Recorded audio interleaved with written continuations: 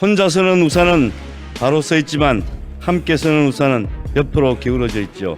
내 어깨가 젖더라도 누군가를 위해 기울어진 우산처럼 당신을 먼저 생각하겠습니다. 마음을 기울입니다. 이건 국민들에게 큰 울림을 주었던 한 은행의 광고 카피입니다. 2023년 4월 지금의 은행은 과연 우리의 든든한 동반자입니까? 돈의 속성이라는 책의 저자는 은행을 우산이 필요한 사람에게는 우산을 걷어가 버리고 우산이 필요 없다는 사람에겐 우산을 2개씩 갖다 놓는 곳이라고 말합니다. 은행이 다시 약자에게 힘이 되는 금융의 역할로 돌아오기를 바라면서 질의하겠습니다. 존경하는 국민 여러분, 김영주 부의장님, 그리고 선배 동료 의원 여러분, 저는 부산 동래구 국회의원 김희곤입니다. 혼자 서는 우산은 바로 서 있지만 함께 서는 우산은 옆으로 기울어져 있죠. 내 어깨가 젖더라도 누군가를 위해 기울어진 우산처럼 당신을 먼저 생각하겠습니다. 마음을 기울입니다. 이건 국민들에게 큰 울림을 주었던 한 은행의 광고 카피입니다. 그렇습니다. 제게도 은행은 든든한 동반자 같은 존재였습니다. 첫 전세 받을 때 대출 받았고요. 은행 통해서. 첫 집 살 때도 은행 통해서 대출 받았습니다. 제가 잠시 직장을 쉴 때 신용대출로 생계자금도 지원받았습니다. 그야말로 저에게는 우산과 같은 존재였습니다. 그런데 2023년 4월 지금의 은행은 과연 우리의 든든한 동반자입니까? 돈의 속성이라는 책의 저자는 은행을 우산이 필요한 사람에게는 우산을 걷어가 버리고 우산이 필요 없다는 사람에겐 우산을 2개씩 갖다 놓는 곳이라고 말합니다. 최근 고금리로 폐업위기로 내몰린 50대 자영업자는 우산을 씌워주는 건 바라지도 않는다. 그냥 찢어진 우산이라도 그냥 그대로 놔뒀으면 정말 좋겠다 라며 울먹였습니다. 코로나 기간과 이후 고금리 상황에서 예대 마진으로 5대 은행이 벌어들인 이익은 56조 원, 이후 성과급으로 지급된 금액은 1조 4천억 원에 이릅니다. 같은 시기 서민들의 이자 부담은 2조 원이 늘어났고 고금리, 고물가, 고환율의 삼고로 취약계층의 삶은 걷잡을 수 없이 무너졌습니다. 서민과 자영업자들이 이자 상환유예, 추가 대출을 받고자 다시 은행의 문을 두드렸지만 은행은 확실한 담보가 없으면 안 된다며 곧바로 등을 돌려버렸습니다. 결국 서민들은 연 15.6%대 제2금융권으로 가고 또다시 연 20%대 대부업체 대출을 받다가 급기야 사채까지 서서 돌려막기 하는 다중채무자가 되고 맙니다. 빚을 빚을 만들면서 불과 수개월이 지나지 않아 곧 신용불량자가 됩니다. 은행이 막대한 이익으로 성과급 잔치를 벌이는 동안 서민들은 신용불량자가 되고 말았던 겁니다. 은행은 도대체 누구를 위해 존재하는 겁니까? 이제 은행이 다시 공공적 역할을 해야 할 때입니다. 그래서 은행의 공공성 강화를 위한 대책이 필요할 때입니다. 이것은 은행 옥죄기도 아니고 관치금융도 아닙니다. 바로 이거야말로 민생입니다.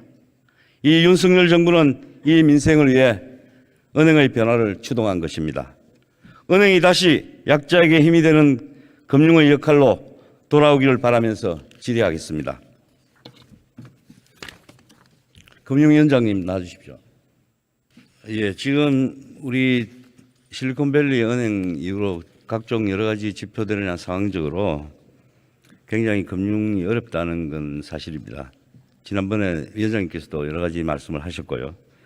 그 시장 상황을 지금 면밀히 모니터링하면서 우리가 검토를 해봐야 될 때입니다. 위원장님, 한국은행 자료를 보시면 2022년 9월 말 기준 저축은행, 보험사 등 비은행권 금융기관의 전체 부동산 PF 익스포저가 총 115조 5천억에 달합니다.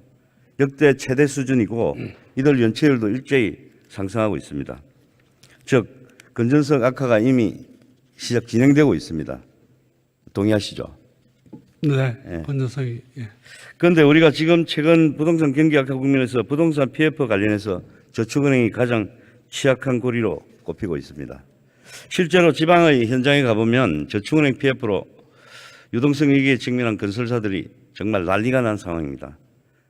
반면에 5대 시중은행은 부동산 PF 대출 잔액을 보면 작년 말 기준으로 14조 6천억입니다.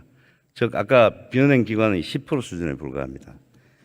이런 상황에서 저는 하나 제안을 하고 싶은데요. 은행이 제2금융권의 PF 익스포저를 일정 부분 분담해 준다면 리스크가 도리어 포트폴리오가 되는 것은 물론 중소기업의 유동성 위기도 숨통이 트일 것 같은데 어떻게 보십니까?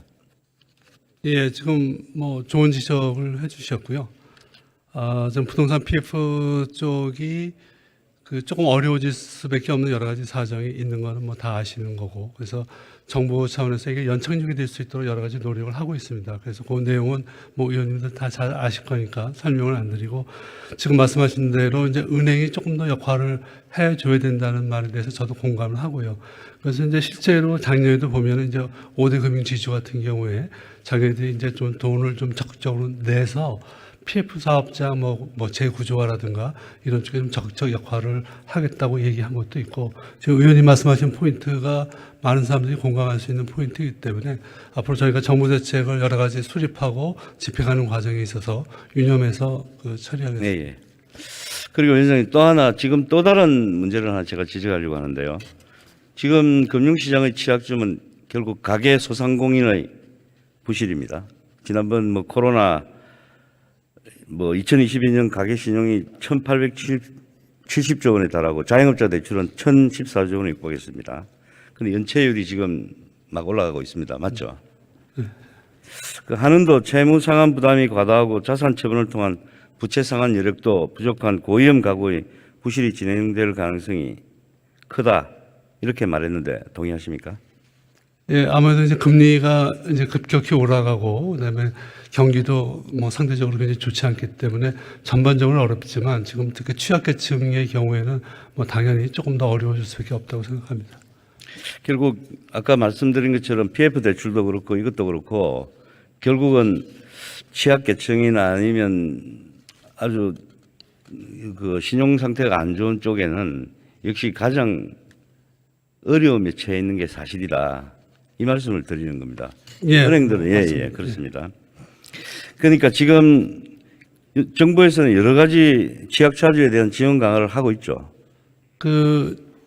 이번 우리 정부 윤석열 정부의 정책 목표 중에 하나는 분명히 연대입니다. 연대라는 개념은 그 어려운 분들을 놔두지 않고 같이 간다는 뜻으로 저희는 이해를 하고 있고, 위원님도 잘 아시다시피 그런 취지에서 작년 말부터 저희가 취한 게 125조 민생금융안전대책에서 만기연장도 전에 뭐 6개월씩 하던 걸 갖다가 뭐 3년씩 해주고, 그다음에 이제 금년에 들어와서도 그 최저신용자에 대한 특례 보증 이 한도를 갖다 2배로 넓히고, 최근에는 이제 소액 생계비 대출 이런 식을 통해서 어쨌든 지금 전반적으로 상황이 어려울 수밖에는 없지만 같이 간다라는 목적으로 어쨌든 정부가 해줄 수 있는 거를 최대한 하려고 노력하고 있습니다. 예, 아까 PF와 마찬가지로 이 부분도 금융 취약계층이 제2금융권에서 사채 또 제3금융 이런 데로 떨어지지 않도록 제1금융이 꼭 붙들어 매줘야 합니다. 사실은 그게 사회 안전망을 위해도 그렇고 이 정부의 철학하고도 맞다고 봅니다. 어떻게 생각하십니까? 네, 저 의원님 말씀 지적하고요. 그런 방향으로 계속 노력을 하겠습니다.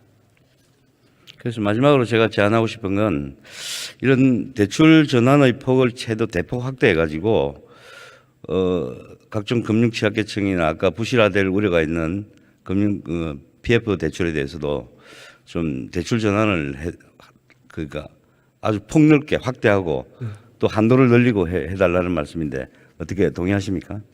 예, 그래서 저희가 그 취약차주분들에서 굉장히 여러 가지 정책이 있지만 그 고금리로 빌려 쓰신 분들을 위해서 이제 저금리로 대환 대출을 해주는 프로그램도 있고요.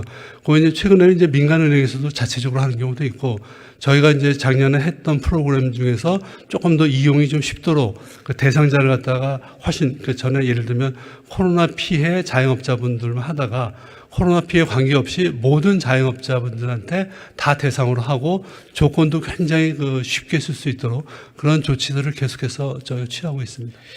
아까 제가 말씀드린 것처럼 우리나라 은행들이 지나치게 담보 위주로 보기 때문에 좀 이참에 금융개혁을 통해서 좀 미래 성장 가능성이나 아니면 이 사람의 과거 상환 이력이나 여러 가지 이런 것들을 좀 최대한 반영해서 그 사람들에게도 은행권의 어떤 문을 좀 열어달라는 취지로 말씀을 드린 겁니다. 어떻게 생각하십니까? 예, 담보 위주로 이렇게 하는 거는 분명히 시대에도 맞지도 않고 맞지 않습니다. 그래서 저희가 이제 계속해서 이제 두 가지 축에서 하고 있는데 어쨌든 담보대출을 하지 않고 뭔가 정확한 신용평가가 되려면 그 신용평가를 할 수 있는 데이터가 기본적으로 충실이 되기 때문에 저희가 한쪽에서는 데이터를 활성화시킬 수 있는 마이 데이터 사업이라든가 아니면 데이터 결합 활성화, 그 다음에 이제 여러 가지 것처럼 데이터의 그 양과 질을 높일 수 있는 그 혁신을 하나 추진하고요. 또 한쪽에서는 약간 시장에서 어떤 경쟁을 통해서 그러니까 그런 지금 말씀하신 그런 분들을 위해서 좀 접근할 수 있는 새로운 경쟁자를 만드는 그런 형식을 통해서 양 측면에서 지금 말씀하신 방향으로 나아가고 있습니다. 또 하나 제가 금융 관련해서 지적하고 싶은 게요. 서민들을 정말 놀리는 게 하나 있습니다. 예전에 제가 국감 때 한번 지적했을 겁니다. 봉일임 씨라고 보이스피싱 사건 때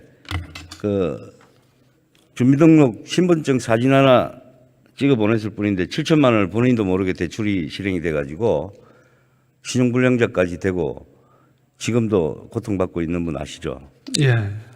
이 부분도 보이스피싱 부분도 금융권에서 결국 이 범인도 잡지도 못하고 금융기관은 자기들 면책만 되고 결국 피해는 고스란히 이 서민들에게 돌아가서 이 사람이 결국 절망하고 자살까지도 결심했을 정도로 어려운 징에 빠졌거든요. 지금 신용불량자가 되고 이 부분도 좀 더 면밀하게 서민금융 차원에서 좀 돌봐야 될 것 같습니다.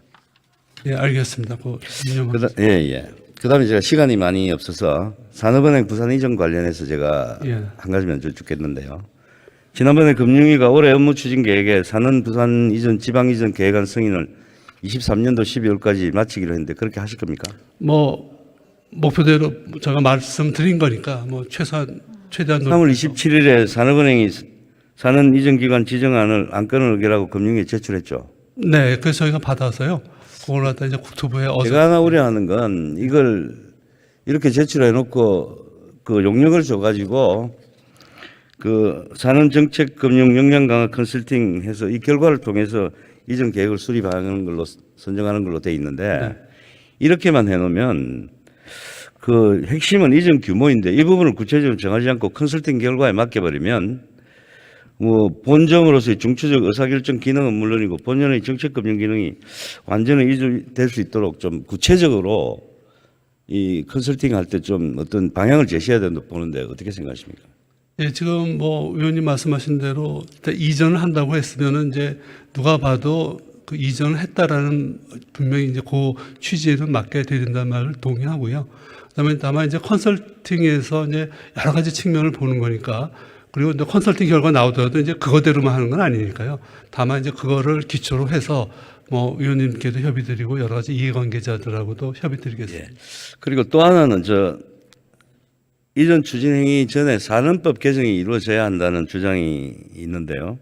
그런데 지난 국가균형위원회에서 진행한 법률 의견서를 보면은 이전 기관 지정만으로 본점 소재지 변경의 법률 효과가 발생하는 건 아니기 때문에 문제가 없다는 결론이 있습니다. 맞습니까? 제가 이해하고 있는 것도 몇 군데 이제 법률 자문을 했는데 그 법 개정 이전이라도 실무적인 어떤 사전 절차를 진행하는 거는 별 문제는 없다라고 그렇게 해석을 받았다고 제가 들었습니다. 예, 그렇죠. 신용보증기금하고 주택금융공사도 미리 몇 년 전부터 지정안을 내고 진행을 하고 법 개정은 이전 후에 다 이루어졌죠. 그렇죠. 실질적으로 본정 이전은 당연히 법 개정이 돼야만 될 수 있는. 그러니까 이건 다른 의도나 뜻은 있는 건 아니다 이거죠. 예. 예, 이상 수고하셨습니다. 국토교통부 장관님 좀 나와주십시오.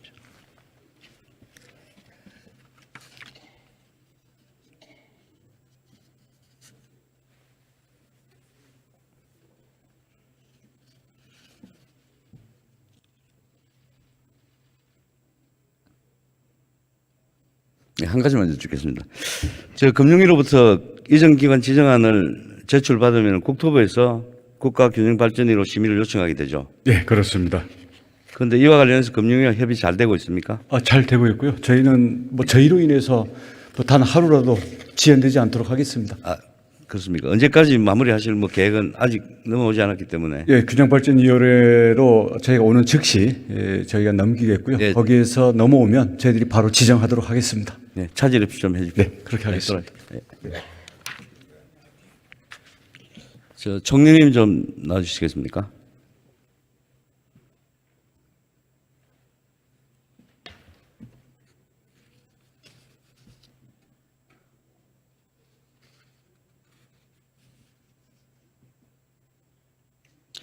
예. 총리께는 제가 하나 요청을 드리려고 좀 나오라고 그랬습니다. 그 총리실에서는 지금 어떤 이 이전 관련해서 각 부처가 엮였기 때문에 좀 역할을 하셔야 되겠는데요. 그 각 행정 절차마다 막혀 있는 부분을 어떤지 점검을 좀 해주시고 풀어줄 것은 좀 풀어주시고 통합 조정을 해주셔야 되는데 아직은 뭐 구체적으로 그런 단계가 아닌 걸로 알고 있습니다만 지금 산업 이전 문제가 산업 노조하고 소통하고 그다음에 부산시하고 협의도 해야 되고 또 국회에 대해서 설명하고 설득도 해야 되고 이 모든 것들이 총리의 역할하고 좀 아주 밀접한 관련이 있다고 생각합니다. 그래서 좀 총리께서 좀 적극적인 역할을 해달라 이걸 제가 주문드린 겁니다. 네, 어떻게 국정과제에 들어있는 그러한 과제이기 때문에 총리실에서도 관심을 가지고 그렇게 챙겨보도록 하겠습니다. 예, 이상입니다.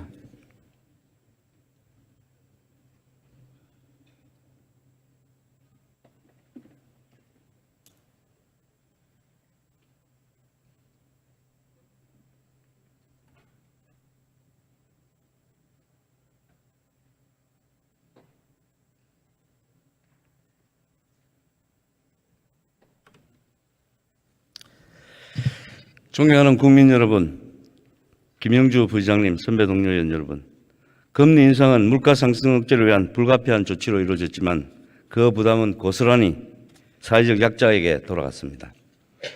정부가 취약 차주를 위한 다양한 패키지를 내놓고 있지만 고통받는 서민들이 체감하기에는 아직도 갈 길이 멀기만 합니다. 은행의 공공성을 강화해서 수익구조 자체를 바꾸고 신용평가의 패러다임을 바꾸는 개혁 수준의 변화가 필요합니다. 서민은 물론 청년, 고령자 등 취약계층을 위한 정책 패키지가 지금보다 몇 배로 더 확대되고 일시적인 현금 지원이 아니라 지속 가능할 수 있어야 합니다. 이러한 약자에게 힘이 되는 금융에는 여야가 없습니다. 지난 문재인 정부 때도 포용적 금융이라는 이름으로 이루어졌고 국토균형 발전은 노무현 정부에도 이루어져서 많은 그 공공기관에 이전을 했습니다. 여야가 힘을 합쳐야 된다고 생각합니다. 3대 개혁만이 개혁이 아닙니다. 저는 민생과 직결되는 취약계층을 위한 금융, 그중에서도 은행의 혁신적인 변화가 꼭 개혁이라고 생각합니다. 비가 올 때 우산을 씌워주는 은행, 약자에게 힘이 되는 금융이 그 어느 때보다 필요한 시기입니다. 그러한 변화가 곧 우리 금융시장을 더욱 성숙하게 하고 경제발전과 사회통합을 한층 더 업그레이드 시키는 계기가 될 것으로 확신합니다. 경청해 주셔서 감사합니다.